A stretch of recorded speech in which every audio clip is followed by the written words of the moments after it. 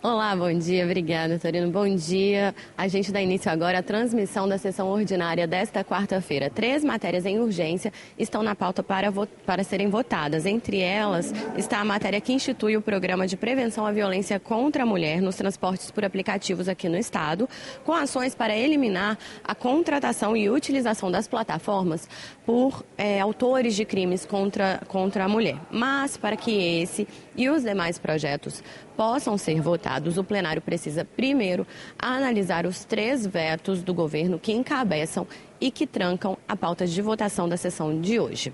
Vamos, então, acompanhar os trabalhos em plenário. 111ª sessão ordinária híbrida, virtual e presencial da 20ª legislatura. Bom dia a todos. Havendo quórum, invocando a proteção de Deus, declaro aberta essa sessão e convido o deputado capitão Assunção a proceder à leitura de um versículo da Bíblia. Para tanto, solicito a todos que se ponham de pé em sinal de respeito. Tiago, capítulo 1, versículo 12. Feliz é o homem que persevera na provação, porque depois de aprovado receberá a coroa da vida, que Deus prometeu aos que o amam. Glória a Deus. Obrigado, deputado capitão Assunção. Fica dispensada a leitura da sessão anterior, mas declara aprovada conforme foi disponibilizada no site da Alice. Eu consulto se existe algum deputado que deseja fazer o pedido de 1 minuto de silêncio. Presidente. Pois não, deputado Zé Preto. Bom dia. Eu quero pedir 1 minuto de silêncio. Presidente. A palavra está com Vossa Excelência. Zé Preto. Pedi um pedido de silêncio para uma dona Nancy, que veio a falecer lá de Nova Guarapari hoje. Uma senhora que contribuiu muito com a região da Grande Miaípe aqui, Nova Guarapari, Miaípe, Santarina, foi líder comunitária, pessoa que contribuiu muito.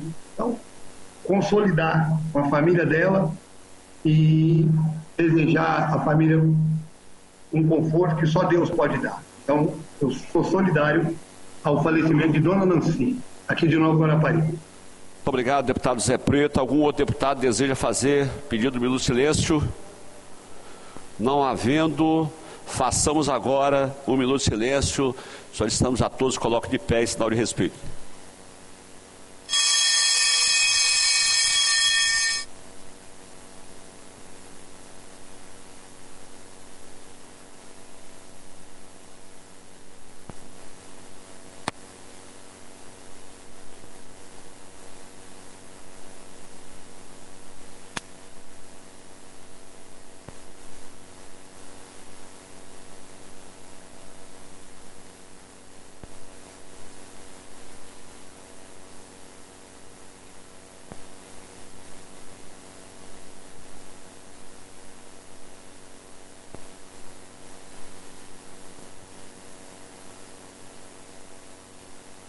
Muito obrigado a todos. Passamos agora à fase do expediente. Primeira fase do expediente para simples despacho.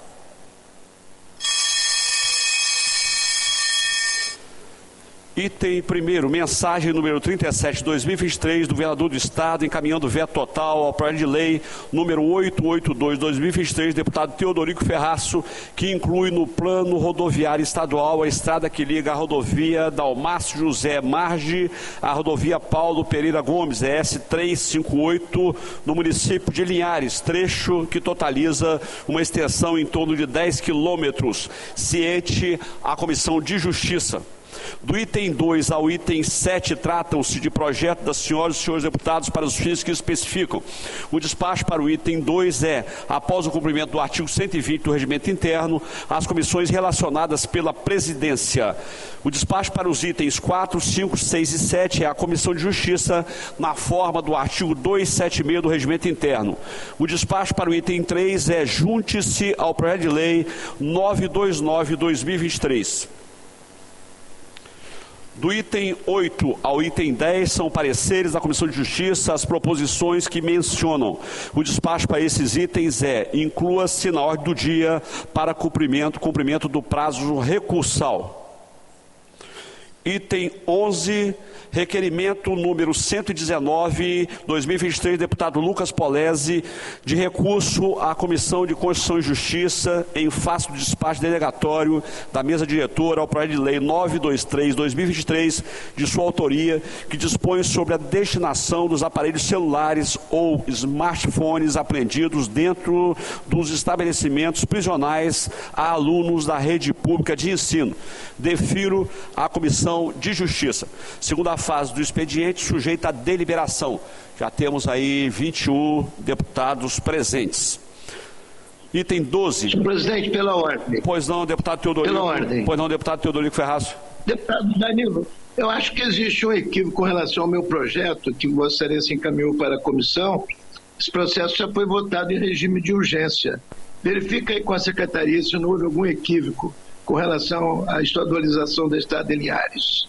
Vamos verificar, deputado Teodorico Ferraz. Já estão passando aqui para o Marquinhos. Marquinhos já está verificando aqui. Deputado Danilo. Pois não, deputado Mazinho dos Anjos. Só para esclarecer essa pergunta do deputado Teodorico Ferraz, esse projeto já foi votado. O que me parece que está na pauta é o encaminhamento de veto. É isso. É mensagem de veto, deputado Mazinho, deputado Ferraz, é mensagem de veto que está sendo dito. Isso. O projeto já foi aprovado na Assembleia, o governo está encaminhando mensagem de veto. Exatamente, mensagem de veto, deputado Ferraz. Vai tramitar normalmente na casa. Segunda fase do expediente, sujeita à deliberação.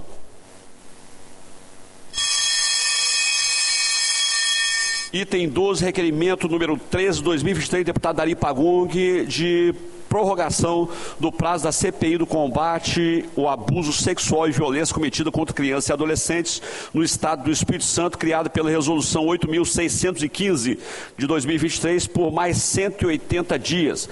Em discussão. Não havendo quem queira discutir, em votação, os deputados e deputadas que aprovam permaneçam como estão, os contrários se manifestem verbalmente. Não havendo contrários, fica aprovado. Item 13, requerimento número 14/2023, deputado Dari Pagung, da CPI do combate ao abuso sexual e violência cometido contra criança e adolescente no Estado do Espírito Santo, de transposição desta comissão com o seu respectivo prazo para a próxima sessão legislativa. Em discussão, não havendo quem queira discutir, em votação, os deputados e deputadas que aprovam permaneçam como estão, os contrários se manifestem verbalmente. Não havendo contrários, fica aprovado. Do item 14 ao item 23, tratam-se de indicações das senhoras e senhores deputados. Em discussão, não havendo quem queira discutir, em votação, os deputados e deputadas que aprovam permaneçam como estão, os contrários se manifestem verbalmente. Não havendo contrários, ficam aprovadas todas as indicações de 14 a 25. Passaremos agora à fase da ordem do dia. Discussão única nos termos do artigo 66, parágrafo 6 da Constituição Estadual, ao veto total ao projeto de lei 784/2023, de autoria do deputado Lucas Polezi, que institui o Programa de Empregabilidade e Qualificação dos egressos do serviço militar obrigatório no âmbito do Estado do Espírito Santo, publicado no Ar Digital do dia 20/9/2023, mensagem de veto 30/2023, publicado no Ar Digital do dia 17/11/2023. Na Comissão de Justiça, o relator, deputado Mazinho dos Anjos, se prevaleceu do prazo regimental de até 3 sessões ordinárias para relatar a matéria na 110ª sessão ordinária do dia 21/11/2023, prazo até o dia 28/11/2023. Convoco a Comissão de Justiça para oferecer parecer oral à matéria. Deputado Mazinho dos Anjos, toma sem som. Pois não, agora. Pode falar, deputado. Presidente, bom dia, deputados e deputadas. Eu vou me prevalecer do prazo regimental em relação ao item 1 da pauta, a mensagem de veto número 30/2023. Ok, deputado Mazinho. Na forma do artigo 66, parágrafo 6 da Constituição Estadual, ficam sobrestadas as demais matérias constantes na pauta.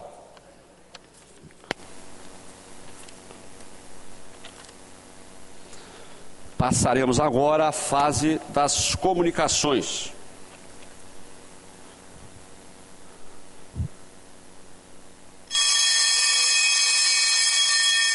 Conceda a palavra ao deputado Adilson Espíndola.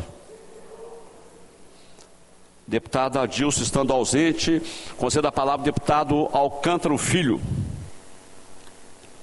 Presidente, agradeço, desejo um bom dia a todos os deputados, a toda a população e dispenso a palavra. Ok, deputado, tendo declinado... Pela ordem, senhor presidente. Pois não, deputado Capitão São. Nós perdemos um deputado, o deputado de Aracruz, ganhou na Mega Sena, não é isso? De acordo com o que nós vimos lá no grupo. Concorda, presidente? Perdemos mesmo, hein, Capitão São? Por isso que eu não apareci nem em vídeo aí, ó. Tô sumido. Vou pagar a taxa de lixo de toda a população de Aracruz aqui com o prêmio. Muito obrigado, deputado Alcântara Filho. Com a palavra, deputado Alexandre Chambinho, que está de forma virtual. Bom dia, presidente. Bom dia. Por isso que Alcântara nem atende mais as nossas ligações mais. Cumprimentar a todos os deputados, desejar uma excelente quarta-feira a todos, mas também vou declinar da minha fala no dia de hoje, presidente. Muito obrigado, deputado Alexandre Chambinho. Com a palavra, deputado Alan Ferreira, que está aí de forma virtual. Deputado Alan Ferreira, não respondendo. Com a palavra, deputado Bispo Alves. Deputado Bispo Alves está ausente. Com a palavra, deputado Calegari.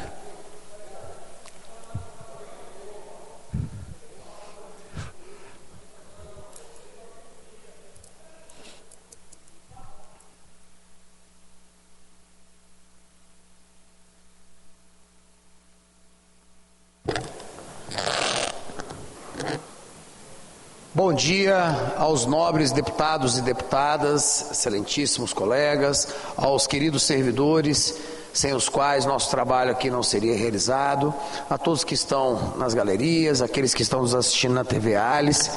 Bem, hoje eu venho aqui reiterar o protesto que foi feito ontem no minuto de silêncio a respeito da trágica morte do patriota que morreu no presídio na Papuda, um homem inocente.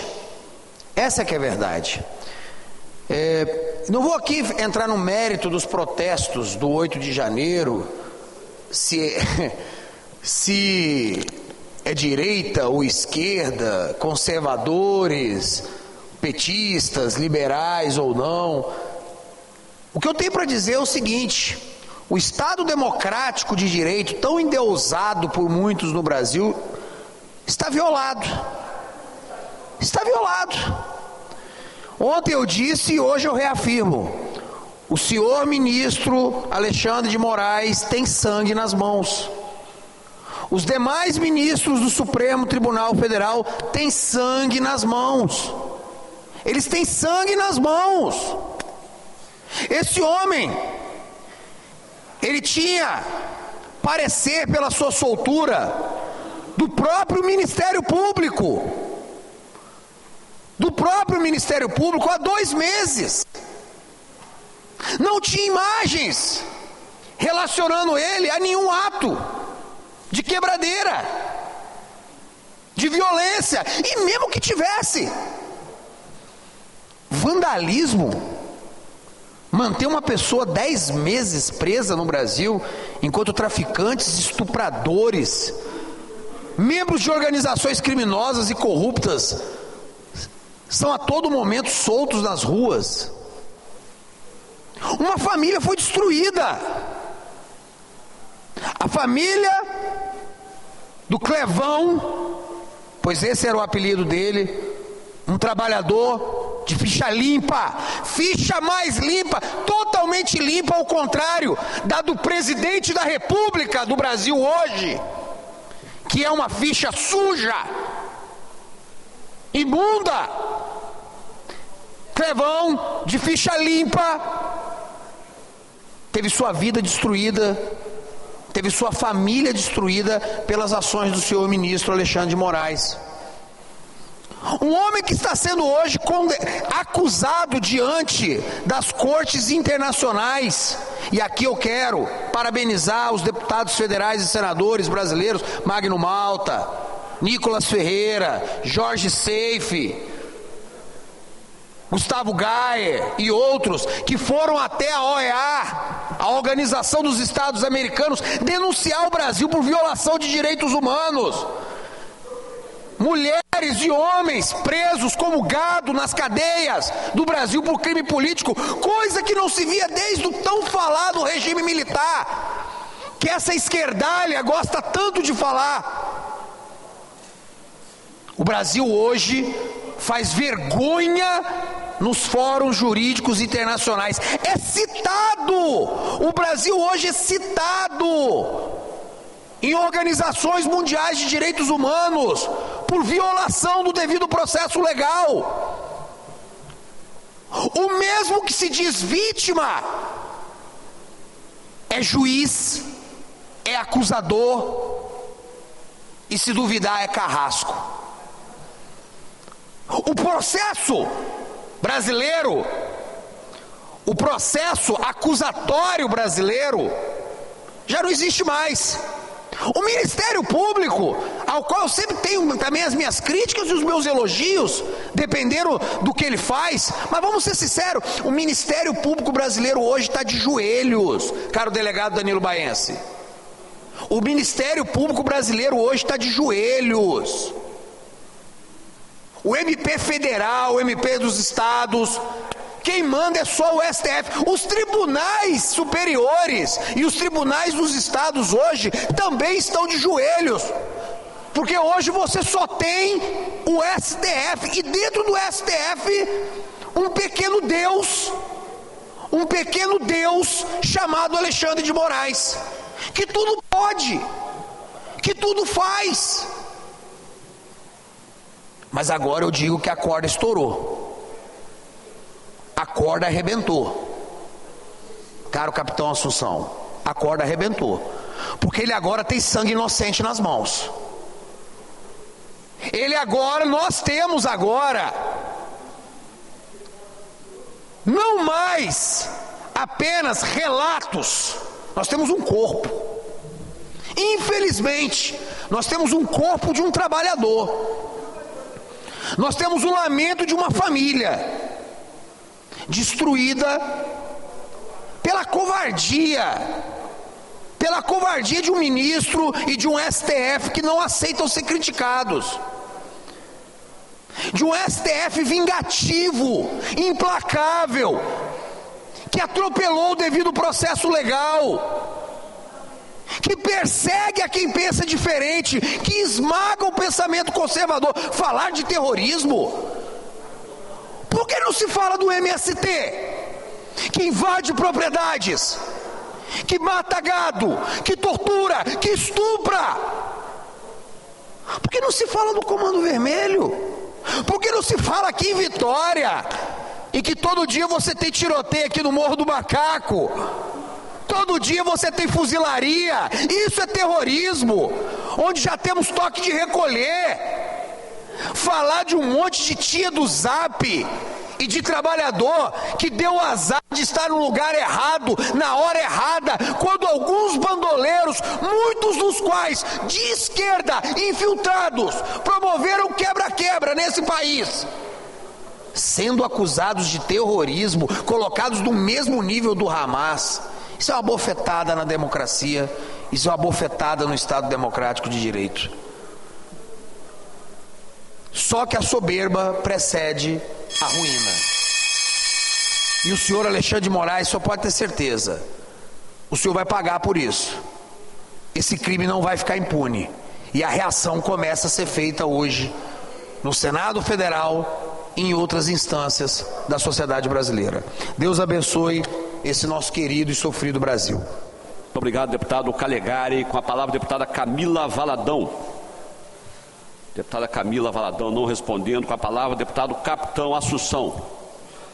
Capitão Assunção, por isonomia, Vossa Excelência tem até 7 minutos.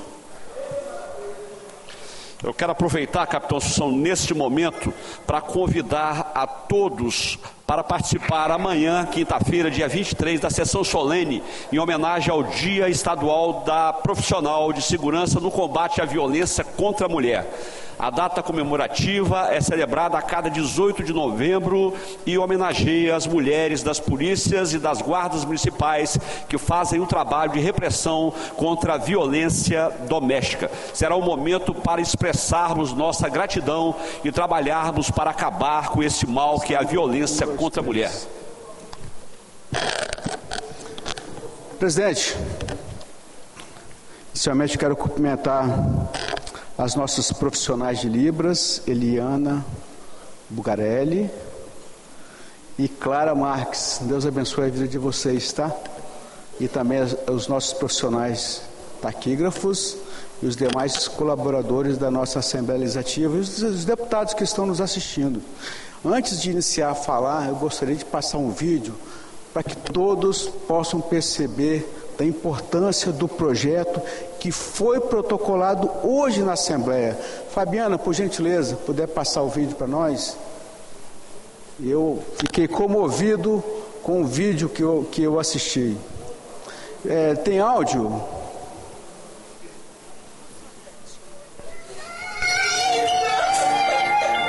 Tayane finalmente pôde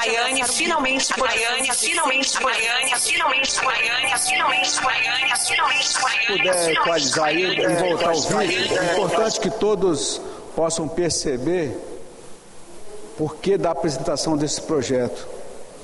Sempre pode acontecer alguma falha, mas vamos esperar a correção, senhor presidente. Se eu puder manter o nosso tempo, importante. Vamos esperar alguns minutos até que possa ser corrigida essa pequena falha.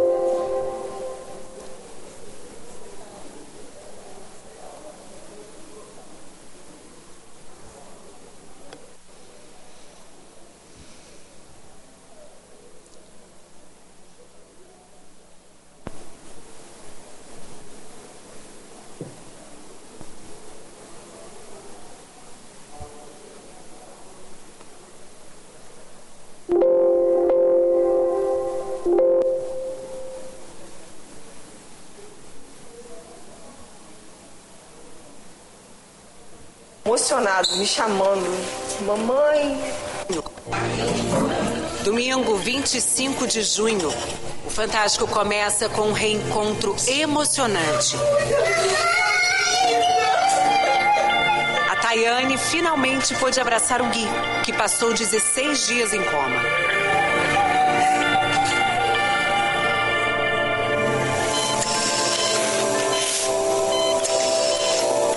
Quando eu cheguei perto, ele estava de olho aberto, que ele estava emocionado, me chamando. Mamãe, passou um filme na minha cabeça assim, de tudo que eu passei com ele até o dia dele acordar. Nesse filme da vida real, o protagonista é o Guilherme. O Gui, de 8 aninhos, internado neste hospital na zona oeste do Rio de Janeiro. Nasceu com lesões devido ao atrito no útero, né? Onde ele se mexia, foi saindo assim a pele dele. Toda a parte articulada, que é onde ele encostava, né? Dentro do útero, já nasceu sem a pele. Essa doença tem nome, epidermólise bulhosa, uma condição genética autoimune e rara que provoca graves ferimentos na pele. Segundo os médicos, não é contagiosa e não tem cura. A epidermólise bulhosa é uma doença onde há uma alteração da proteína responsável pela ligação das camadas da pele. Então, com isso, o paciente que tem essa doença fica mais susceptível a ter lesões de pele, tanto na superfície da pele quanto na parte interna, também na via aérea, nas mucosas da pele. Os desafios vão além das feridas, que podem ser bastante agressivas. Ele, por perder muita proteína, muito nutriente cicatrizando, né? Tantas lesões que são abertas pelo corpo, não sobra muito para ele crescer e engordar. O processo de cicatrização acaba pegando a maior parte do que se precisa, do que ele adquiria de proteínas. Quem Quem vê o Gui assim, feliz, nem imagina o quanto ele batalha para viver. Foram muitas idas e vindas ao hospital. 8 cirurgias, 23 internações. A última foi no dia 5 de junho. Desta vez, não por causa da doença. Essa foi a primeira vez que ele teve algum problema respiratório. De um resfriado se desencadeou numa pneumonia muito grave. E aí no dia seguinte já foi entubado. A intubação é uma coisa meio que pesada, né, para o familiar. Assim, a gente já viu vários casos que entubam e alguma coisa pode acontecer pior do que a família espera, né? A intubação poderia causar mais ferimentos, dessa vez internos. O estado dele era grave? Bastante grave e preocupante. Fiquei com muito medo dele não voltar, dele ser entubado e não resistir. Então aquele ali foi o momento que eu fraquejei. Não que eu não acreditasse em Deus, mas que aquele momento poderia ser o momento que Deus poderia levar ele. A esperança da família vinha da força do próprio Gui. Às vezes é inevitável, eu choro, eu fico triste, ele vê a minha cara, ele é muito sensitivo, se ele vê que minha cara mudou, ele pergunta o que está acontecendo. O Gui sempre foi movido pela fé. Que eu fique curado, em nome de Jesus, amém. Amém. Amém. E aí, gente, tudo beleza? Depois de 16 dias em coma, os médicos retiraram o tubo e o Gui deixou a UTI. Assim que acordou, fez um monte de perguntas. Eu tô aqui, quantos dias eu tô aqui, o que aconteceu, cadê minha mãe? A primeira coisa que eu perguntei foi, cadê meu celular? E depois, quem mais você perguntou? Cadê minha mãe? Meu filho é milagre. E ele é o milagre da vida. Gui, a tia vai escutar um pouquinho seu coração. Tudo bem? Essa força vital dele nos deixou surpresos, né? Isso foi uma recuperação brilhante. O Gui é um menino maravilhoso, é um menino incrível. A própria história dele é uma história de superação pessoal. Superação também vivida na família da coreógrafa Débora Colker. O neto dela, o Theo, hoje com 13 anos, tem o mesmo diagnóstico do Gui. E a força dele para conviver com a fragilidade da própria pele é tema de um dos episódios do documentário Viver é Raro, disponível no Globoplay.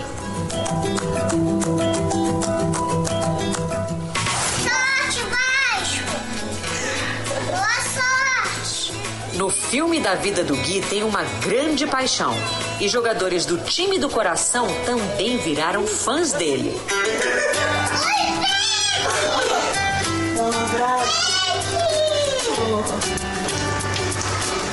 Como é que você tá, cara? Olha o que eu trouxe pra você. A camisa. Obrigado, Pet. De nada. Herói no campo ou ganhando asas? A epidermólise bolhosa é tão rara que aqui no Brasil, segundo o Ministério da Saúde, 4 em cada 1 milhão de crianças nascem com essas lesões. Os médicos comparam a pele dos pacientes às asas de uma borboleta, frágeis, delicadas. Mas as borboletas também são um símbolo de transformação. E pequenos pacientes como o Gui são chamados de crianças borboletas.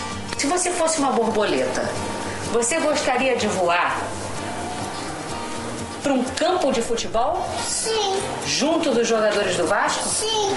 Seria como? Imagina. Incrível. Sua imensa torcida bem feliz. Norte, sul desse Brasil. Sua estrela na terra brilha e ilumina o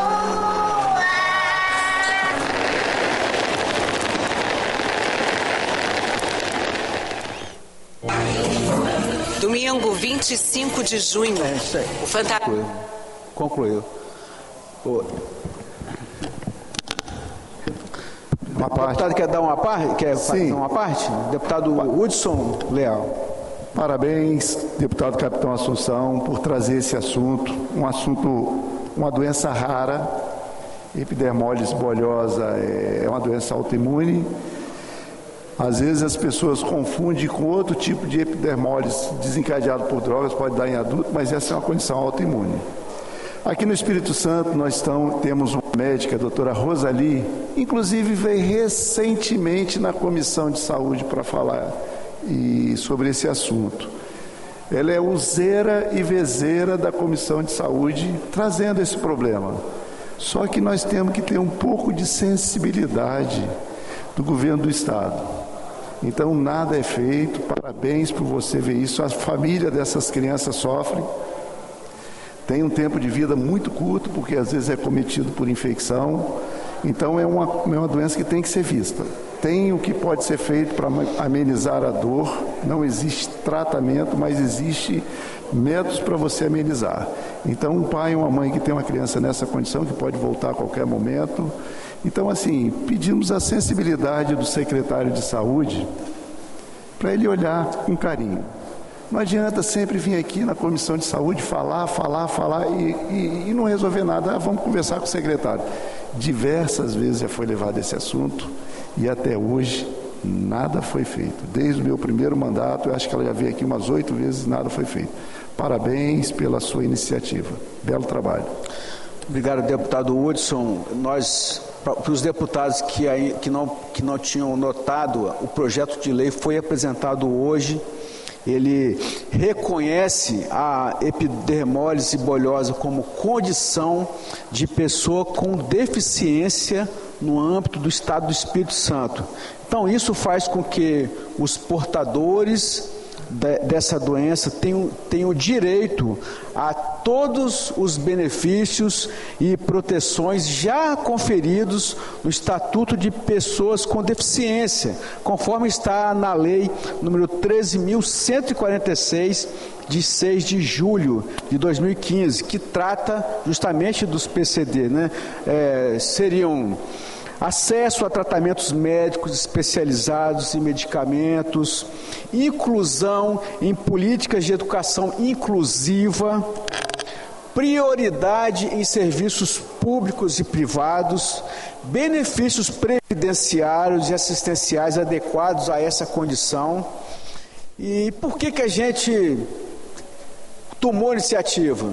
Nós vimos o caso dessa criança e nós tivemos acesso a uma audiência da própria Comissão de Saúde, e isso interessou a nossa equipe para que a gente formulasse essa lei, que vai beneficiar esse grupo bem restrito. Estima-se que cerca de 500 mil pessoas em todo o mundo tenham essa doença. No Brasil, segundo a Associação Portuguesa de Epidermólise Bolhosa, são 802 pessoas diagnosticadas com essa doença. Nos últimos anos, foram registrados 121 mortes por complicações da epidermólise bolhosa. É um número restrito, algo que, de acordo com a fala do deputado Hudson, e de acordo com o que eu ouvi na Comissão de Saúde, algo que o governo do Estado pode sim estar favorecendo a essas pessoas, e geralmente as crianças, né, que estão passando por que estão com essa enfermidade. É algo assim que a gente pode fazer, e é a nossa contribuição, a contribuição que os deputados dessa legislatura podem contribuir para minimizar, para diminuir essa dificuldade que esse grupo pequeno de crianças está passando por serem portadores dessa moléstia. Obrigado, presidente. Obrigado pela paciência, pelo tempo excedido. Obrigado, deputado Capitão Assunção. Assunto muito importante. Nós não poderíamos deixar de conceder esse tempo aí a Vossa Excelência para que fizesse a defesa desse projeto. Eu quero saudar aí o nosso amigo Carlos Manato, ex-deputado federal, médico, está aqui presente conosco. Muito obrigado, Manato, pela sua presença. Agradecer também por você ter estado conosco aqui no dia que fizemos aquela importante homenagem ao nosso eterno presidente Jair Messias Bolsonaro. Muito obrigado. Eu concedo a palavra agora ao deputado Coronel Wellington. Coronel Wellington, Vossa Excelência, por isonomia, tem até 10 minutos. Obrigado, presidente. Senhor presidente, senhoras, senhores deputados que se encontram de forma presencial ou online, servidores da Assembleia Legislativa, comunidade capixaba, nosso querido amigo Carlos Manato, foi candidato a governador no estado do Espírito Santo, na qual nós prezamos e apoiamos também. Nosso bom dia. Inicialmente, nós gostaríamos que fosse projetado um convite que nós recebemos ontem, a noite de autógrafo. Por favor, dá um zoom aí na imagem. Essa noite de autógrafo foi idealizada no município de Una, em especial no auditório da Escola Henrique Coutinho, para que diversos autores iunenses fizessem uma noite de autógrafo para a comunidade, para as pessoas que foram convidadas. E em nome do professor Júlio, eu gostaria de parabenizar individualmente a cada um deles pelo momento histórico inesquecível e também pela escola, pela realização desse evento brilhante que contou com a sociedade civil organizada, contou com diversas autoridades, diversos cidadãos, professores e, em especial, também minha esposa Nana, que esteve presente nos representando lá. Nosso muito obrigado. Gostaríamos também, nessa oportunidade, de externar um voto de congratulação. Nós fizemos o registro nessa data para que a senhora, na verdade, a jovem Maria Eduarda Martins Osório, ela tivesse reconhecido como um voto de congratulação de toda a Assembleia Legislativa pela sua redação sobre o agro e o cooperativismo. Essa redação sobre o agro e o cooperativismo rendeu conquista de um prêmio num concurso pela Federação da Agricultura e Pecuária do Estado do Espírito Santo, Senar e FAES, representando a Escola Municipal de Ensino Fundamental Delfino Batista Vieira, do município de Una. Maria Eduarda é filha de Maicon Osório Pirete de Oliveira e Lúcia Martins de Oliveira Pirete, sendo uma defensora do agro na região. Essa vitória é de todos os capixabas, representa os esforços da sucessão familiar na agricultura em busca da excelência nos processos de produção e cooperativismo. E com muita tristeza, nós recebemos a informação de que ela não foi na entrega desse prêmio receber, em razão da Prefeitura Municipal de Una não ter disponibilizado um veículo para levar a jovem até o local de recebimento. Então, parabéns, Maria Eduarda, continua perseverando, sua família humilde e trabalhadora, parabéns a toda a comunidade unense, a todas as escolas do município, mas infelizmente fica aqui registrado nossa decepção com o município de Una por não ter cedido um veículo para levar a estudante para receber um prêmio em nome do município de Una. E isso nos deixou bastante triste e deixou bastante triste também toda a família e todos os amigos da Maria Eduarda. Por último, senhor presidente, eu gostaria de versar sobre um tema, agentes socioeducativos. Nós temos, de forma recorrente, postado, recebido em nosso gabinete pessoas vinculadas à atividade. E hoje em especial, nós recebemos uma comissão de 5 pessoas, nas quais são oriundos de diversos municípios capixabas, de diversos estados inclusive, e eles no ano passado fizeram um concurso público através do governo do Estado do Espírito Santo, através da Secretaria de Direitos Humanos, para ocupar as vagas de agentes socioeducativos no IAS. Nós sabemos que hoje o IAS contempla 213 servidores efetivos, aproximadamente 1.175 em designação temporária. Contudo, a ocupação desses cargos temporários previsto inclusive na Lei Complementar 809, em seu artigo 17, eles tiveram uma intervenção de inconstitucionalidade. E essa ADIM, ela de número 6812, ela prevê que até abril de 2024 teria que inverter a pirâmide de ocupação dos cargos do IAS. Hoje são compostos, na grande maioria, por designação temporária, e essa previsão da ação direta de inconstitucionalidade prevê a obrigatoriedade para inverter a pirâmide, colocar mais efetivo concursado do que propriamente em designação temporária. Em razão disso, esses servidores que vieram aqui, uma representatividade deles, fizeram o curso de formação de agente socioeducativo. Eles passaram, obviamente, no concurso, fizeram o curso de formação de agente socioeducativo, e em torno de 361 integrantes foram aproveitados, tiveram aproveitamentos no curso, restando aproximadamente 98 para um cadastro de reserva para fazer esse curso, devidamente concursado, aprovado no concurso.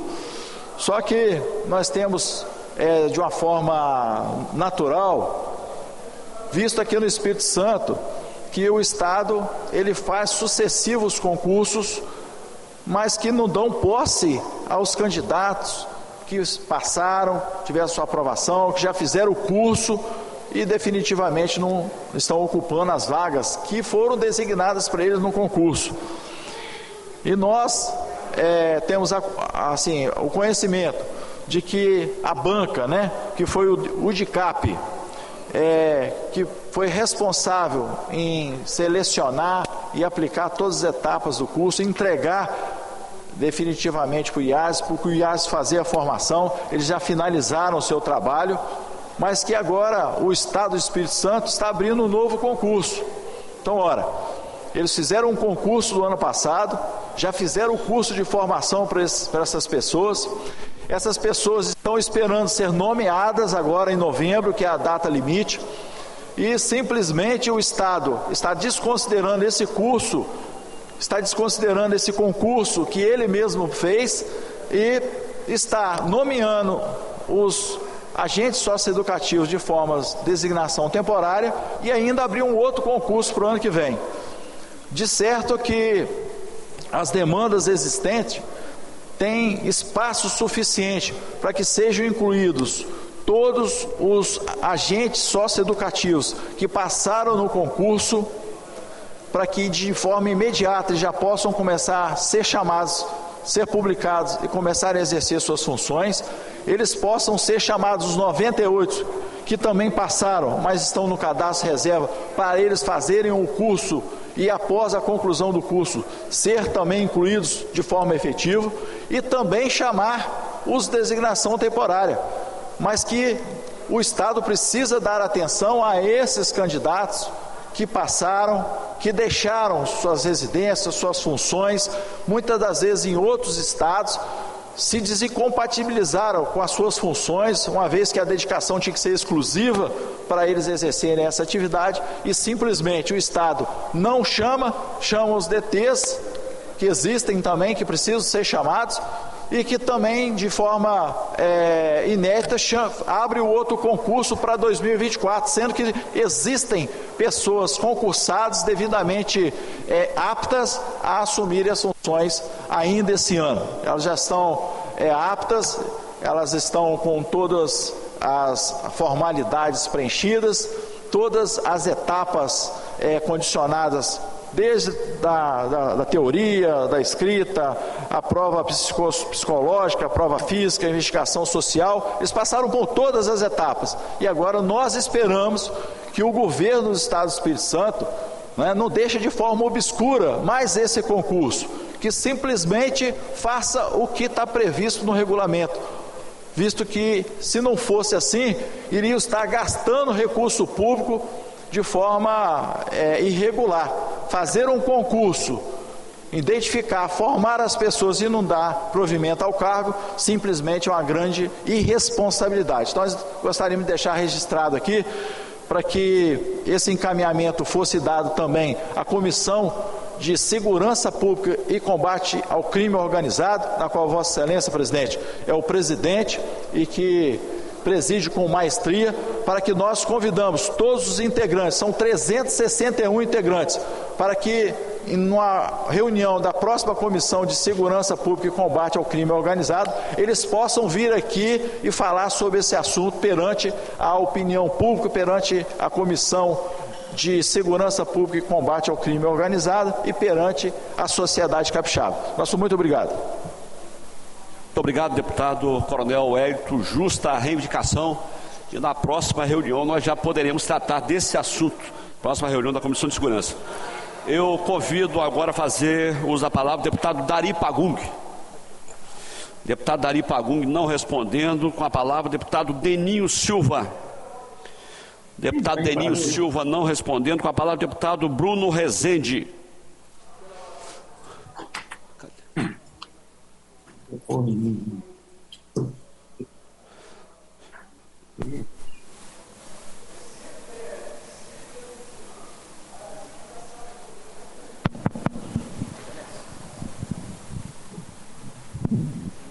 Pela ordem, senhor presidente. Não, deputado Calegari. Não, quero aqui, juntamente com o capitão Assunção, com os colegas aqui, fazer referência à presença do nosso ilustre deputado federal, ex-presidente do SEBRAE, médico, empresário, nosso grande amigo Carlos Manato, doutor Carlos Manato, que muito nos honra hoje com sua presença aqui no plenário da Assembleia Legislativa. Seja sempre bem-vindo com a gente, tá, meu amigo? Você é uma das figuras principais aqui do Estado do Espírito Santo, representa a política, a história aqui do nosso Estado e terá sempre um lugar no coração dos capixabas. Você pode saber disso, tá, meu irmão? Pela ordem também, senhor presidente. Pois não, deputado capitão Assunção. Eu quero inicialmente corroborar com a fala do deputado Coronel Wellington, que fez uma lembrança muito importante sobre o nosso amigo, o sempre deputado Carlos Manato, e também corroborar com a fala do deputado Wellington Calegari, que falou com muita propriedade a respeito dessa intimidade respeitosa que nós temos com o nosso amigo Manato, um homem que eu aprendi a admirar desde os meus primeiros dias na Câmara dos Deputados. Existem duas pessoas que influenciaram a minha vida política. A primeira eu dei o testemunho aqui na tribuna, que foi do presidente Bolsonaro. E a segunda foi esse companheiro que eu tive. Nós somos, devido à quantidade de eleitores no Espírito Santo, nós temos 10 deputados federais, e quando eu fui para Brasília como neófito, eu tive a intimidade do Manato para me dar os primeiros passos. E ele me fez lembrar daquele filme que uma pessoa apresenta 2 pílulas para ele, né? Para a pessoa. Eu não sei, não lembro do filme agora. É o filme que apresenta uma pílula de uma cor e uma pílula de outra. E ele chegou para mim e falou assim: você tem 2 caminhos aqui. Um caminho vai te levar para fazer a coisa certa e a outra para fazer a coisa errada. Se você quiser fazer a coisa certa, você conta comigo. Mas se você quiser fazer a coisa errada, você vai andar pelos seus próprios caminhos. Então esse é o nosso amigo Manato, que sempre vai ser bem lembrado na história política do Espírito Santo. Parabéns, deputado Manato. Muito obrigado, deputado capitão Assunção. Já fizemos aí também a referência ao nosso amigo deputado, eterno deputado Carlos Manato. E é bom registrar, capitão Assunção, que na última eleição majoritária aqui no Estado teve mais de 1 milhão de votos dos capixabas. Muito obrigado, deputado Manato. Com a palavra do deputado engenheiro José Esmeraldo. Vossa Excelência, por isonomia, tem até 10 minutos. Que bom. Bom dia a todos. Fazer uma saudação ao nosso presidente interino aí, delegado, deputado Danilo Baense. Quero fazer uma saudação também ao Manato, que é um brilhante homem público. Saudar todos os deputados e deputadas. E agora vou ao tema. Hoje gostaria de repercutir um assunto de extrema urgência e tamanha importância social, e que até agora ninguém se pronunciou, que é o momento em que o mundo todo está vivendo, o aquecimento global e a instabilidade climática. Na Amazônia, tivemos registro de focos de incêndio no mês de outubro que superaram o recorde desde a série histórica, iniciada em 98. Manaus esteve todo escuro e em cinzas por conta de um motivo alarmante: um incêndio de grandes proporções que atingiu toda a região amazônica, resultado do desmatamento ilegal e do tempo seco, somados ao fenômeno do El Niño. A capital do Amazonas já consta entre as cidades com pior qualidade de ar no mundo, de acordo com o monitoramento da plataforma Quadros Climática. Nos 12 primeiros dias de outubro, foram registrados 2.704 focos de queimada no estado, o segundo maior do país, atrás somente do Pará, é um número de 148% maior do que houve no mesmo período do ano passado. A poluição que tomou a capital do Amazonas foi levada pelas queimadas na floresta, e as temperaturas recordes no local contribuem para que o incêndio seja mais difícil de se combater. Aqui no estado do Espírito Santo, temos vivenciado dias difíceis, com temperaturas alarmantes e que chegam a ter a sensação de até 46 graus. Precisamos urgentemente de discutir meios eficazes e erradicar com a poluição que provoca toda essa instabilidade climática. Desenvolver iniciativas aqui mesmo nesta Casa de Leis, por meio da Comissão de Meio Ambiente, por meio também da Secretaria de Estado de Meio Ambiente, enfim, uma força conjunta e coletiva. Precisamos preservar as nascentes e os alagados. Tenho a convicção de que a dificuldade maior não é a criação de tecnologias capazes de possibilitar o alcance do reequilíbrio climático. O problema é, por motivos variados, a falta de vontade política. A questão climática, a meu ver, só será solucionada de uma maneira inédita: pressão simultânea e incessante dos habitantes do Espírito Santo e de todos os países da Terra sobre seus governantes, para que eles parem com os discursos demagógicos e ajam de fato para conter o aquecimento global. Recentemente, realizei um pronunciamento na tribuna da Assembleia Legislativa denunciando um aterro que estava acontecendo no entorno do Rio Santa Maria. Olha bem o que representa isso: um aterro que estava sendo posto no entorno do Rio Santa Maria, para ser mais preciso, do lado da jurisdição do município da Serra. Quando você sai da Serra e vai para Cariacica, do lado esquerdo, próximo à ponte do Rio Santa Maria, do lado esquerdo, próximo da ponte do Rio Santa Maria, no sentido Serra Cariacica, toda aquela região, mais de 80 alqueires, é uma região enorme, e o Rio Santa Maria está passando ali, aquilo tudo era um charco, e aquilo beneficiava enormemente o rio, principalmente em época de seca, porque nós tínhamos ali aquele alagado, e aquele alagado era importantíssimo para manter o volume d'água do Rio Santa Maria, que abastece vários municípios do estado do Espírito Santo, inclusive Vitória, Serra, Cariacica e uma parte de Fundão.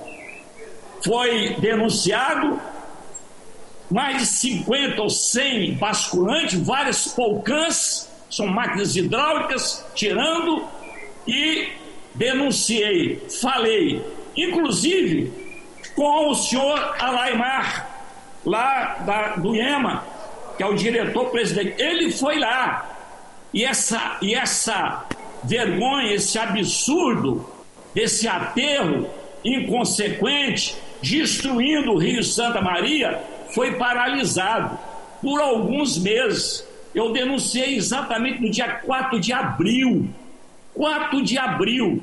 Passei lá recentemente e fiquei horrorizado. Tem mais de 100 basculantes, tem uma quantidade enorme de polcã e o aterro agora está a todo vapor. Aquela área, que era uma área livre, de aproximadamente uns 40, 50 alqueires, hoje, se nós tivermos 5 a 10 alqueires, é muito.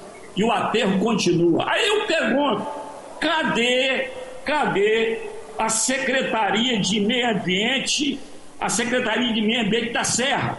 Quem é o secretário de Meio Ambiente da Serra? É seu Cláudio Denícoli.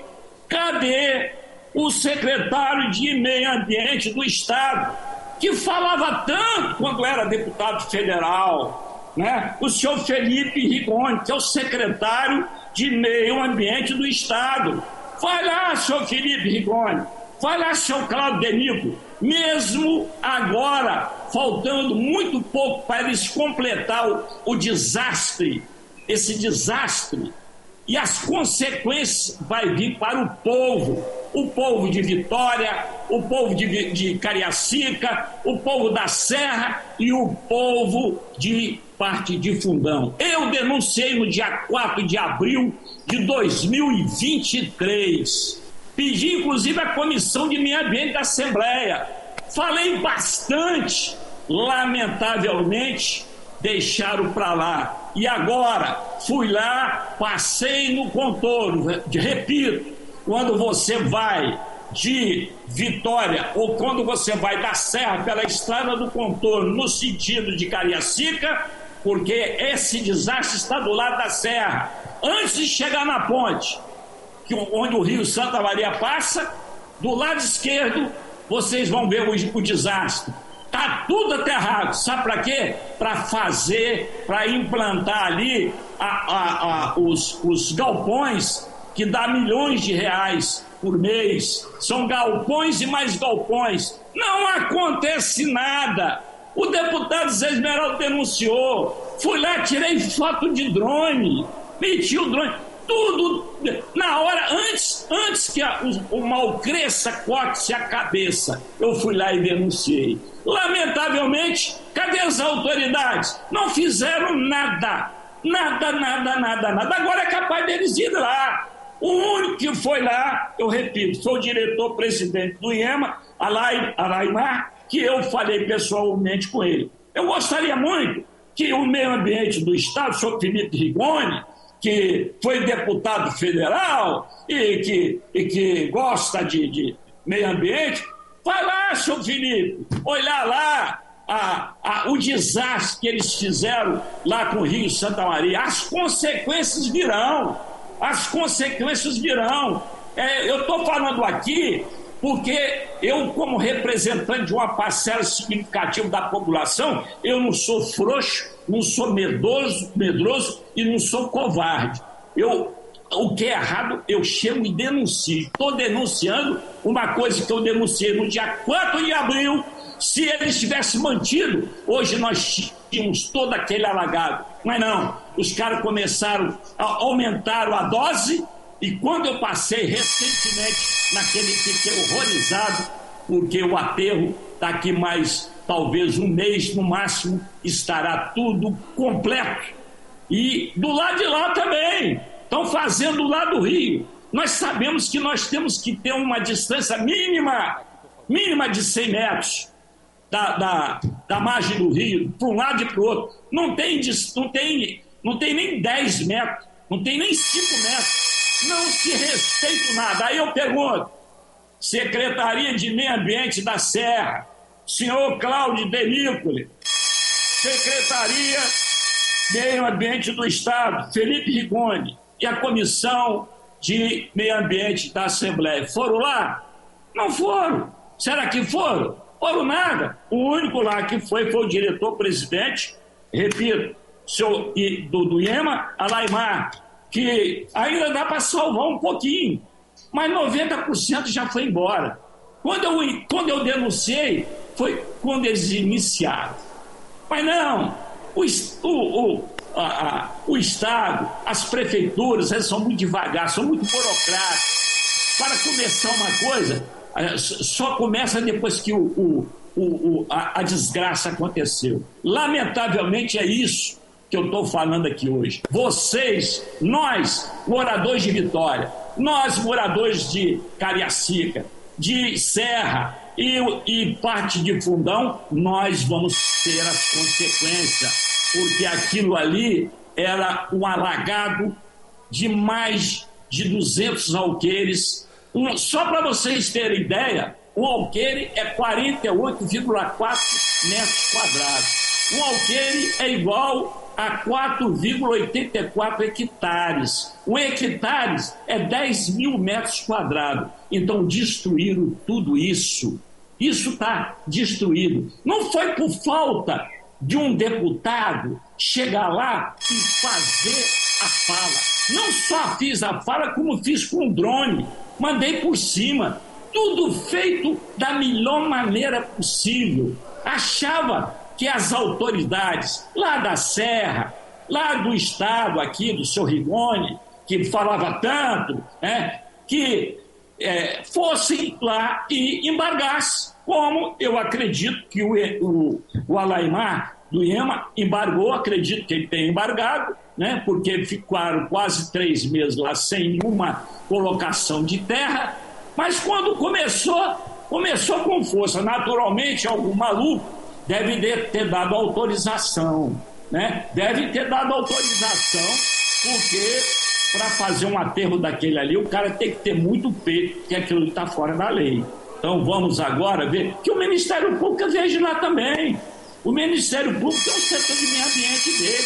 Manda lá, repito, quem vai para Cariacica, saindo da Serra, antes de chegar na ponte do Rio Santa Maria, do lado esquerdo, do lado esquerdo, tudo aquilo está sendo aterrado. Deputado, 13 minutos já, hein? Toda aquela estrada. Pode falar. Todo aquele chato está... Diga, não, obrigado, deputado engenheiro José Esmeraldo. 13 minutos, tem outros deputados querendo falar também. Obrigado pela atenção. Muito obrigado. Eu quero agradecer aqui a presença dos 19 alunos da escola Teotônio Brandão Vilela, lá de Cariacica. Muito obrigado pela presença de vocês aí, os professores Neuzeli e Márcio Neres. Muito obrigado pela presença. Eu gostaria que a TV Assembleia ali fizesse a imagem deles, aí dos nossos alunos, lá, isso, bacana, lá da terra da nossa deputada Janete de Sá. Dá um alô para eles também. Dá um alô para eles aí. Parabéns pela presença, muito importante vir aqui. Vocês estão na Casa de Lei, onde é feita a legislação, as políticas públicas. E hoje o plenário está vazio porque a reunião ela é híbrida. Muitos estão pelo painel que vocês estão vendo, que hoje agora está filmando vocês, e nós aqui conduzindo essa reunião que é híbrida, parte fica no painel e parte fica no plenário e parte fica no painel eletrônico. Levem o meu abraço para a nossa querida Cariacica e um abraço aos professores, aos pais e a todos os alunos da escola. Beijo grande. Obrigado, deputada Janete. Um forte abraço para vocês e que Deus continue abençoando a todos. Eu concedo a palavra agora ao deputado Gandini. Não respondendo, com a palavra o deputado Hudson Leal. Deputado Hudson Leal não respondendo. Deputada Irine Lopes. Deputada Irine Lopes não respondendo. Deputada Janete de Sá. Vossa Excelência tem até 10 minutos. Obrigada, deputado. Bom dia a todos e a todas. Quero cumprimentá-lo, bem como também ao deputado Capitão Assunção e todos os meus colegas que estão participando dessa sessão através do plenário virtual, os alunos da Escola Teotônio de Cariacica, também obrigado pela presença de vocês. Hoje faço uso dessa tribuna para mais uma vez chamar a atenção para a violência que acontece no Estado do Espírito Santo contra as mulheres. No mês de novembro, em pleno mês da consciência negra, que nós tivemos segunda-feira passada o Dia da Consciência Negra, nós temos relatos, nós temos dados, pesquisas, de que a maioria dessas mulheres que são vítimas de violência, elas são negras ou pardas. E a gente, no mês da Consciência Negra, já temos 4 casos de homicídio de mulheres no Espírito Santo, sendo um deles feminicídio. O último aconteceu com uma mulher no município de São Mateus. Aconteceu agora no dia 11. Essa mulher foi esfaqueada na rodoviária de São Mateus e a polícia investiga ainda o caso para poder descobrir quem é o autor deste crime, que pode ter sido um feminicídio, nós não sabemos ainda, mas no dia 11 aconteceu esse caso. Nós também tivemos um outro caso de feminicídio contra uma mulher que aconteceu em Colatina. Thalita Vitória Pereira Barbosa da Silva, uma mulher jovem de 20 anos, ela foi encontrada em uma caixa de água num condomínio no bairro Honório Fraga, no município de Colatina. Eles descobriram porque a cor da água começou a ficar meio avermelhada e suspeitaram que houvesse alguma coisa na caixa d'água. Quando abriram, a Thalita, uma jovem de apenas 20 anos, estava morta dentro da caixa d'água, foi estrangulada pelo companheiro dela. Esse caso é um caso de feminicídio, porque o feminicídio é quando existe uma morte, uma violência doméstica que é praticada por maridos, ex-maridos, companheiros, ex-companheiros, namorado, ex-namorados, ficante, alguém do seio familiar, da convivência familiar e amorosa dessa mulher. Tivemos outro caso no dia 8, em São Pedro, aqui no município de Vitória, com Elma Machado, de apenas 59 anos, que perdeu a vida de forma trágica ao tentar proteger sua filha das garras do genro. Também um caso, certamente, de feminicídio, porque o genro dela estava atacando a facadas a filha de Elma, que acabou sendo morta pelo agressor, que invadiu a casa da família e tirou a vida de Elma a facadas. Além disso, feriu a ex-companheira e o atual namorado da ex-companheira. A filha da vítima havia se separado do agressor 6 meses antes, devido às constantes agressões que ela já vinha sofrendo do marido. Isso revela o ciclo de violência que muitas mulheres enfrentam em nosso país e não é diferente em nosso estado. E no dia 10, foi no bairro Conquista, onde, aqui em Vitória também, perdemos uma mulher de nome Ágata Moreira de Ávila, uma jovem de apenas 17 anos, foi morta a tiros. A princípio, não estão considerando como feminicídio, porque existe suspeita que a jovem tivesse envolvimento com drogas, mas isso não dá o direito de se matar uma mulher porque ela teve envolvimento com drogas e nem ameniza a dor da família e essa perda irreparável de uma mulher tão jovem. Nós não podemos mais tolerar que vidas sejam ceifadas e famílias destroçadas por atos covardes. Não foi identificada ainda a mulher que foi morta lá em São Mateus, não conseguiram descobrir o nome dela, certamente alguém que veio de fora do estado. A jovem Thalita Vitória, Elma Machado, Ágata Moreira de Ávila e tantas outras vítimas da violência merece o nosso compromisso firme e nossa efetiva luta contra esse mal que assola o nosso estado e que tem tirado a vida de muitas mulheres aqui no Espírito Santo. Voltando a dizer, nesse mês de novembro de 2023, nós estamos no dia Nós estamos ainda faltam quase que 10 dias, menos de 10 dias para acabar o mês. Nós já temos 4 homicídios de mulheres, sendo um feminicídio. No ano passado nós tivemos 6. Essa pequena alteração de 2 casos e não acabou o mês ainda, ela para nós ela é insignificante. Nós vamos continuar lutando contra a matança de mulheres no Espírito Santo até que nenhuma delas sejam vítimas dessa violência que tem tirado vidas e que tem nos envergonhado. E para os jovens alunos que estão aqui da Escola Teotônio de Cariacica, eu quero pedir especialmente aos meninos: respeitem as meninas, respeitem suas colegas, ouçam mais. Não é através da briga e da violência que nós vamos resolver os problemas. Se a menina não quer namorar com você, se a menina não te dá bola, olha para o lado que tem um monte de outras meninas que vão querer estar te olhando, que estão te observando e que te admiram. Então, não se resolve um problema porque uma menina não quis continuar namorando, ou não quer namorar com você, ou terminou o namoro, que você tem que partir para a violência. Tire de letra e segue em frente, porque sempre vai ter uma pessoa que vai te querer, que vai te aceitar da forma que você é, e pode ser que não seja aquela que você acredita que é o melhor para você. E o mesmo eu falo para as meninas: procurar respeitar os seus colegas, os meninos, não acabar com essa questão de tentar ficar fazendo bullying na escola, porque isso também acaba gerando essa situação de violência que é muito ruim para nós, que é muito ruim para os nossos dias. As mãos dos meninos foram feitas para acariciar, para acenar, e a boca para falar palavras doces, para poder nos beijar, porque nós mulheres gostamos sim de ser beijadas e não de ser xingadas,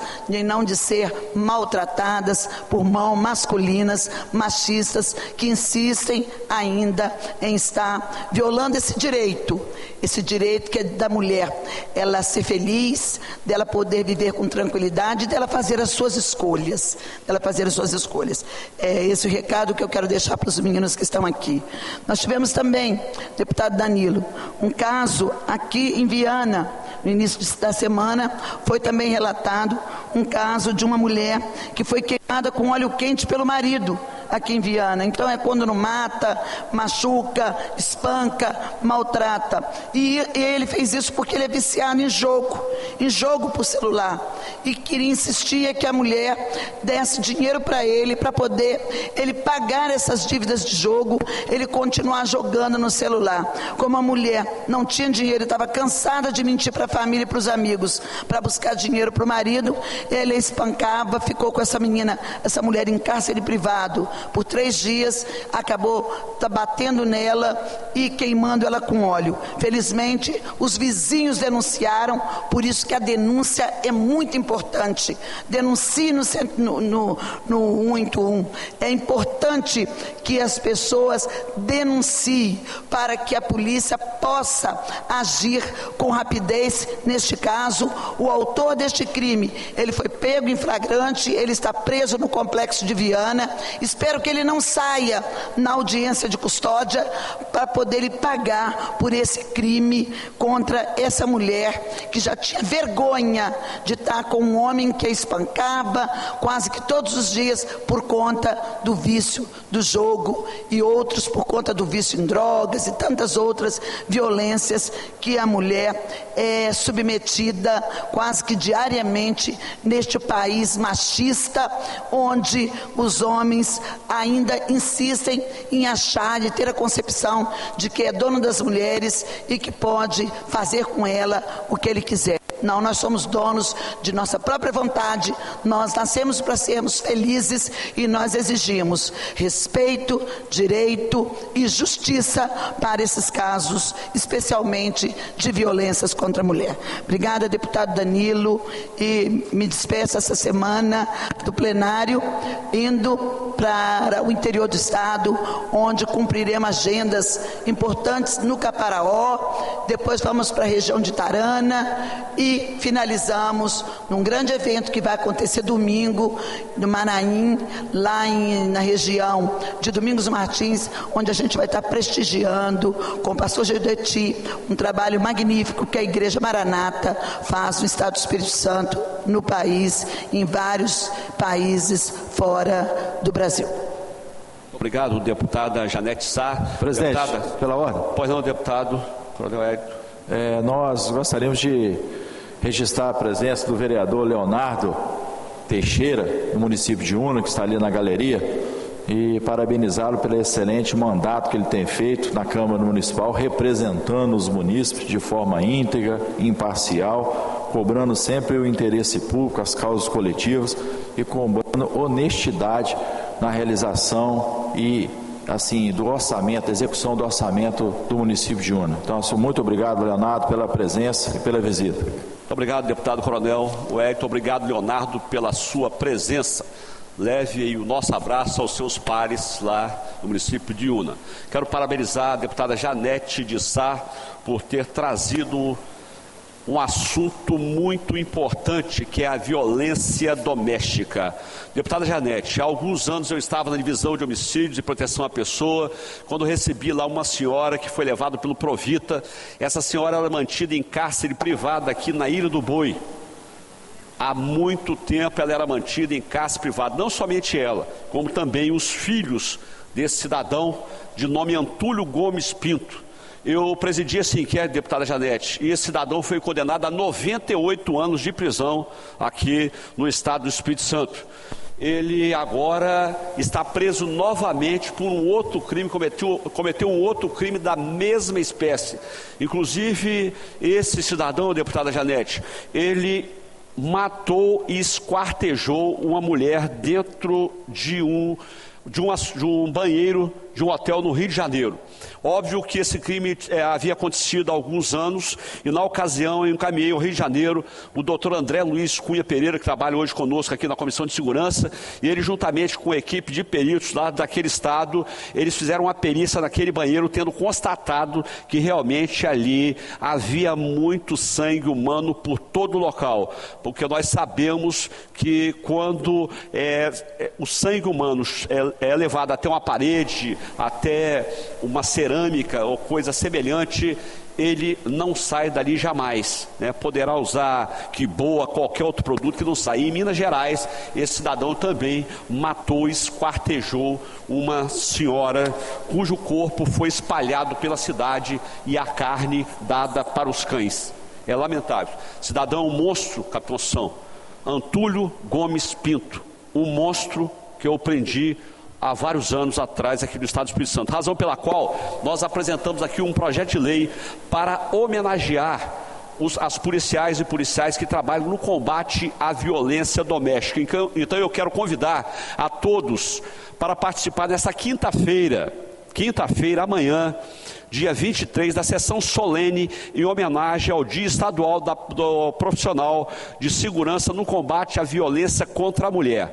A data comemorativa é celebrada a cada 18 de novembro e homenageia as mulheres das polícias civil e militar e das guardas municipais que fazem o trabalho de repressão à violência doméstica. Será um momento para expressarmos nossa gratidão e trabalharmos para acabar com este mal que é a violência contra a mulher. A lei de nossa autoria, que foi sancionada pelo governo do estado, é a lei ordinária 11.292 de 2021. Capitão Assunção, Vossa Excelência pediu a parte aí?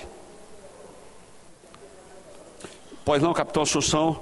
Eu quero conceder a palavra agora ao deputado João Coser. Deputado João Coser não respondendo. Deputado Lucas Polese. Deputado Lucas Polese não respondendo. Deputado Lucas Escaramuça. Deputado Lucas Escaramuça não respondendo. Deputado Mazinho dos Anjos. Deputado Mazinho dos Anjos não respondendo. Com a palavra, deputado Pablo Muribeca. Ao deputado Pablo Muribeca está ausente. Com a palavra, a deputada Raquel Lessa.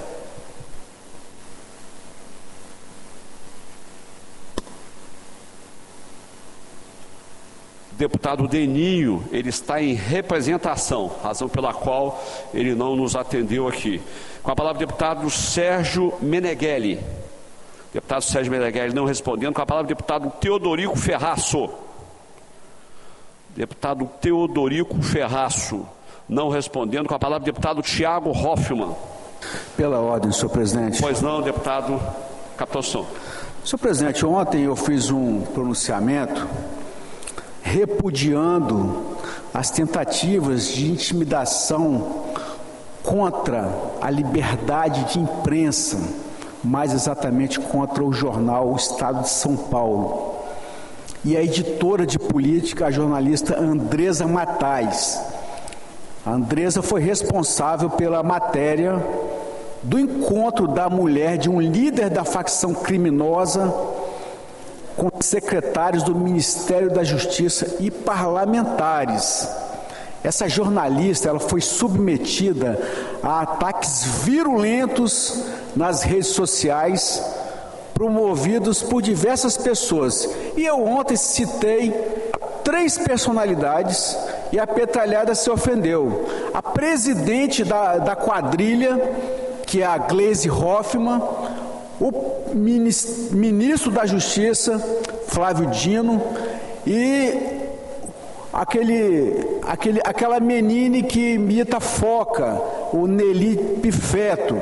E a petralhada tentou bater em mim nas redes sociais. Mas eu vou aproveitar, senhor presidente, esse momento, e eu vou ler a coluna do Estado de São Paulo na íntegra. E eu vou pedir para que seja anexado as notas taquigráficas. Isso é importante.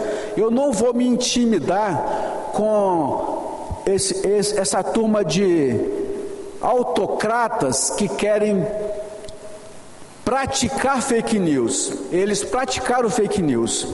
E eu vou passar a ler na íntegra a coluna do Estado de São Paulo. Ao compartilhar acusação infundada contra este jornal, o PT mostra que a prometida defesa da democracia não passa de patranha. Patranha, para quem não sabe, é fake news. Patranha é um termo pouco usado. Os petistas sempre hostilizaram a imprensa livre. Está aqui na coluna do Estado de São Paulo. Não durou muito a farsa segundo a qual Lula da Silva precisava ser eleito para, segundo suas palavras, entre aspas, recuperar a democracia neste país. Bastou que a imprensa começasse a publicar notícias desfavoráveis ao governo para que esses campeões da democracia voltassem a ser o que sempre foram, a vanguarda da truculência. Para a seita petista vale tudo, até mentir e distorcer, para desmoralizar aqueles que ousam revelar os malfeitos do governo de Lula. No domingo passado, a presidenta do PT, Gleisi Hoffmann, usou suas redes sociais para atacar o Estadão, compartilhando, como se fosse digna de crédito, uma suposta denúncia anônima contra o jornal que teria sido apresentada no site do Ministério Público do Trabalho. Entre aspas, gravíssima denúncia feita ao MPT sobre a fabricação do escândalo da dama do tráfico pelo Estadão, para fazer parecer que o ministro da Justiça, Flávio Dino, é simpático ao crime organizado. Escreveu a presidenta do PT. Ato contínuo, todo o exército de militantes petistas na internet passou as horas e dias seguintes a repercutir a patranha, ou seja, repetir a fake news, sem qualquer cuidado a respeito da veracidade do que ali se expunha. Continua a coluna do Estado de São Paulo. Esse é o padrão de atuação dos petistas. Para eles, nem é preciso que a informação seja verdadeira para que seja usada em favor dos seus propósitos autoritários. Isso é, difamar o jornal que revelou que a mulher de uma das lideranças do Comando Vermelho participou de reuniões do Ministério da Justiça e Segurança Pública. Ora, o Estadão nunca afirmou que Flávio Dino era simpático ao crime organizado. Trouxe apenas fatos. Luciane Barbosa Farias, mulher de Clemilson dos Santos Farias, conhecido como Tio Patinhas, e um dos líderes do Comando Vermelho no Amazonas, esteve no Ministério da Justiça em março para reunião com o senhor Elias Vaz, secretário nacional de Assuntos Legislativos, e em maio para reunião com o senhor Rafael Velasco Brandani, titular da Secretaria Nacional de Políticas Penais, Senapen. Na reportagem que revelou o caso, publicado no dia 13 de novembro, o próprio Ministério confirmou a presença de Luciane na comitiva para as duas reuniões. A atestar que o jornal fez apenas o seu trabalho, trouxe fatos relevantes ao conhecimento do leitor. O Ministério da Justiça, no mesmo dia da publicação da reportagem, elaborou uma portaria alterando as regras de acesso ao prédio. No entanto, o PT não gosta de jornalismo independente. Diante da natural repercussão do caso, o partido de Lully passou a atacar o jornal, como se a reportagem sobre as reuniões do Ministério da Justiça fossem fake news ou patranha. Esse episódio serve para recordar que, por trás da fachada de defensores da democracia, os petistas são e sempre foram raivosos e inimigos da imprensa livre. Desde os tempos da trevosa era petista no poder, jornalistas são ameaçados de agressão por militantes do partido. Há toda uma rede de veículos de comunicação a serviço do lulopetismo, que se dedicam a destruir a reputação de jornalistas e de veículos independentes. Entre aspas, o uso de métodos de intimidação contra veículos e jornalistas não se coaduna com valores democráticos e demonstra um flagrante desrespeito à liberdade de imprensa, afirmou em nota a ANJ, Associação Nacional de Jornais, sobre o vergonhoso ataque petista a esse jornal. Também evidencia uma prática característica de regimes autocráticos, com o apoio de dirigentes políticos, sites e influenciadores governistas, como é o caso da menina que imita a foca, tentar desviar o foco de reportagens incômodas por meio de ataques contra quem as apura e divulga, disse a entidade. Mas os petistas perdem tempo e energia.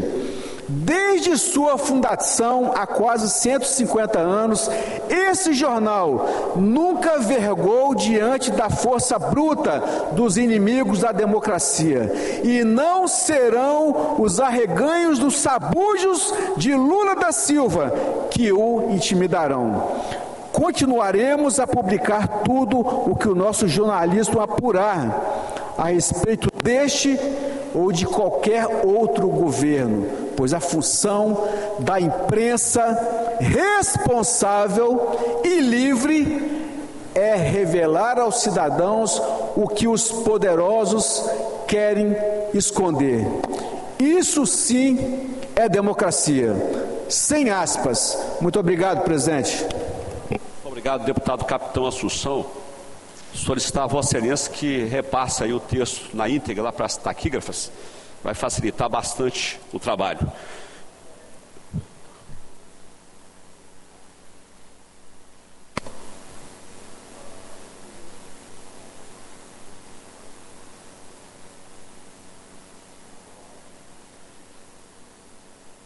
Deputação, depois Vossa Excelência passar o texto aqui, eu vou autorizar, aí já repasso para estar aqui, ok? O texto para eu autorizar. Só o texto. Com a palavra do deputado Vandinho Leite.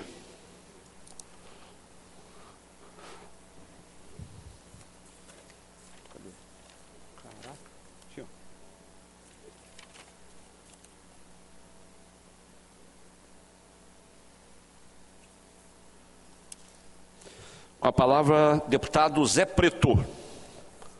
Deputado Zé Preto também não respondendo. Capitão Assunção, nós defendemos aqui nessa casa a aprovação no plenário do projeto de lei 07/2023 de nossa autoria, que modifica a idade máxima de entrada na Polícia Militar e no Corpo de Bombeiros Militar do Estado do Espírito Santo. Atualmente, a lei em vigor atesta que podem entrar nas corporações homens e mulheres com idade entre 18 e 28 anos, ou seja, idade máxima de 28 anos. Pela nossa proposta, essa idade máxima passará a ser de 30 anos. E também haverá a prerrogativa de que os praças com idade de até 35 anos tenham a permissão de fazer a prova do concurso do CFO, que é dedicada para a formação de oficiais. Hoje, essa idade também está nos 28 anos. E nós estamos, capitão Assunção, com o nosso projeto passando essa idade de 28 para 35 anos. Nós sabemos que vários praças que já têm hoje 30 anos, 31, 32 anos, com a legislação em vigor, eles não podem participar do concurso do CFO, tendo em vista, inclusive, que o Estado já não faz isso internamente há 5 anos. Nós dialogamos com as categorias para fazer esse projeto e fizemos as modificações necessárias, respeitando o tempo de carreira, o bem-estar e também as questões de saúde que regem essas nobres carreiras no Estado do Espírito Santo. Também atendemos um pedido da sociedade, visto que a expectativa de vida é maior e muitos sonham em ter a carreira militar.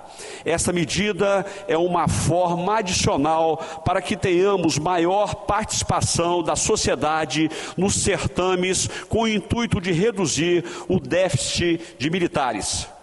Atualmente temos 7.590 militares ativos, quando deveríamos ter 11.039. São menos 3.449 homens e mulheres na corporação. E para piorar a situação, nesse ano 2023, somente de janeiro a maio, 295 policiais militares afastaram-se por problemas mentais. São 2 policiais por dia.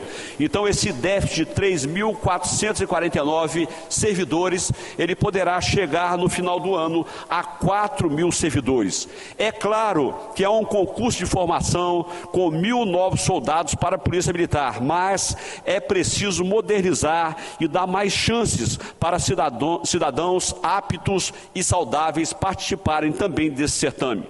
É um clamor antigo para que possamos atender não só os pedidos dos nossos policiais e dos nossos bombeiros, mas também de homens e mulheres que sonham em serem soldados da terra de Ortiz. Antes de concluir, antes de fechar aqui essa sessão, eu quero aproveitar mais uma vez para convidar a todos para amanhã às 19 horas, sessão solene em homenagem ao Dia Estadual da Profissional de Segurança no Combate à Violência contra a Mulher. A data comemorativa é celebrada a cada 18 de novembro e homenageia as mulheres das polícias e das guardas municipais que fazem o trabalho de repressão contra a violência doméstica. Será um momento para expressarmos nossa gratidão e trabalharmos para acabar com esse mal que é a violência contra a mulher. Essa lei é de nossa autoria, foi sancionada pelo governo em 2021, é a lei 11.292/21. Eu quero aqui agradecer a presença de todos os servidores dessa casa, os senhores deputados que ainda estão aí de forma online, a você que nos acompanha também pela TV Assembleia e demais mídias sociais. Nada mais havendo a tratar, vou encerrar a presente sessão. Antes, porém, comunico que a pauta da próxima sessão ordinária será a mesma, exceto as matérias votadas na sessão de hoje. E convido as senhoras e senhores deputados para próximas que serão. Solene hoje, às 19 horas, em homenagem ao Dia Estadual do Criador e Tratador de Cavalo, conforme requerimento do deputado Zé Preto. Dia 23/11, quinta-feira, às 19 horas, em homenagem ao Dia do Profissional de Segurança no Combate à Violência contra a Mulher, conforme requerimento da mesa diretora. E dia 24/11/2023, sexta-feira, às 14 horas, em homenagem às mulheres camponesas, conforme requerimento da mesa diretora, e às 18 horas também do dia 24, para entrega de comenda do mérito legislativo Zacimba Gaba, conforme requerimento da Comissão de Defesa dos Direitos Humanos, todos aprovados em plenário. Está encerrada a sessão e que Deus continue nos abençoando. Os itens que estavam na pauta de votação da sessão de hoje não foram analisados, não chegaram a ser analisados, porque o veto que encabeçava a ordem do dia continuou em prazo regimental na Comissão de Justiça, trancando assim a análise do restante da pauta. Os itens retornam para a sessão, retornam para análise na sessão da próxima segunda-feira. Mais detalhes você pode conferir no nosso site e também às 10 da noite no Jornal Panorama. Continue ligado na nossa programação TV Assembleia, mais perto de você.